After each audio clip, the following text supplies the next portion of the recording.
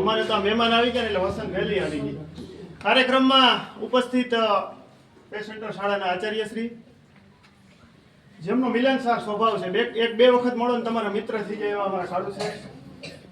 ગામના સરપંચશ્રી, ઉપસરપંચશ્રી, અમારો સમગ્ર એસએમસી નો સ્ટાફ, અન્ય પેટા શાળામાંથી પધારેલ શિક્ષક મિત્રો અને અમારી શાળાના શિક્ષકોને, ખાસ તો જેની વિદાય થઈ રહી છે એવા શિક્ષિકા બેન શ્રી, કેવા સુકનમાં પર્વતે આપી હશે વિદાય કે નિજ ઘરથી નીકળી નદી હજી પાછી વળી નથી.